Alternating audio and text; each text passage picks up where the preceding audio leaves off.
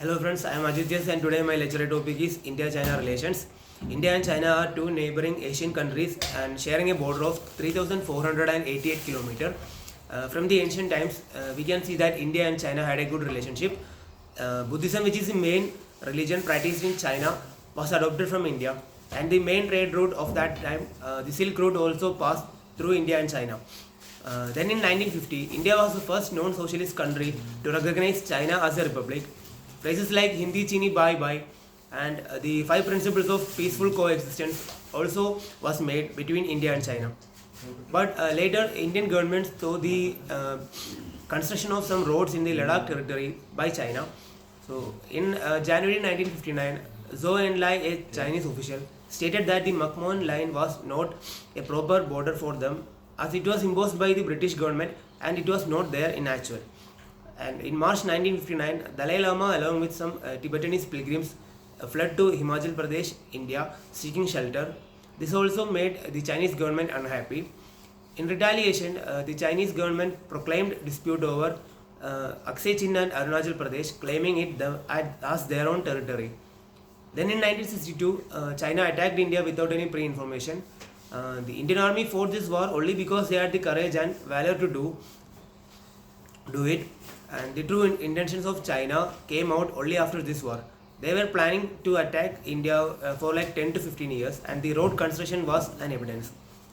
The connections between Pakistan and China grew stronger after this war.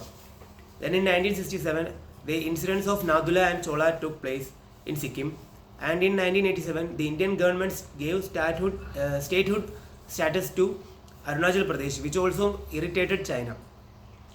In 1996, in 1988, Rajiv Gandhi revisited China in the hopes of re-establishing the relationship that we once had with China.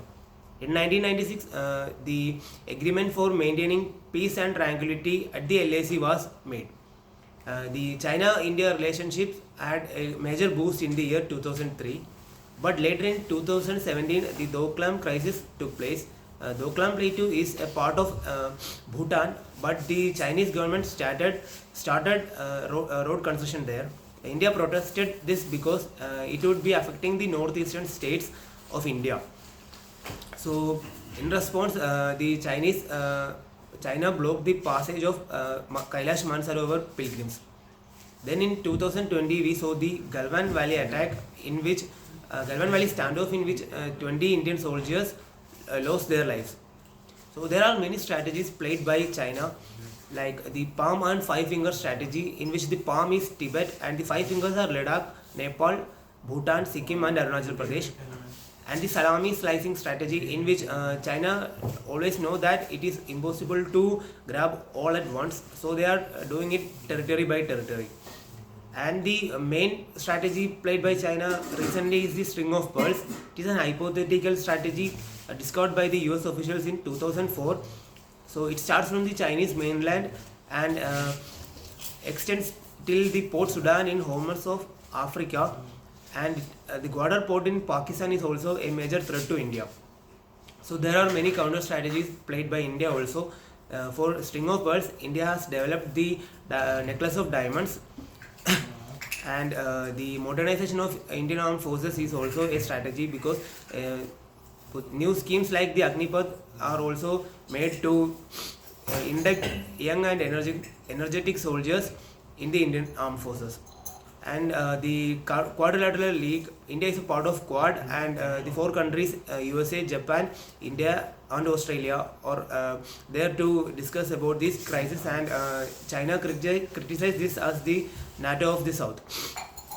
So if we look at the way forward, we have to focus on policies like Make in India, Atmanirbhar Bharat and policies in which we all know that most of the products that we use in our daily lives are made in China.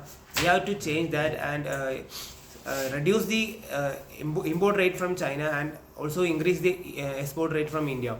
This is the way to develop our country faster, and also the economy of country is also increasing, like India is planning to become a 5 trillion economy by 2030.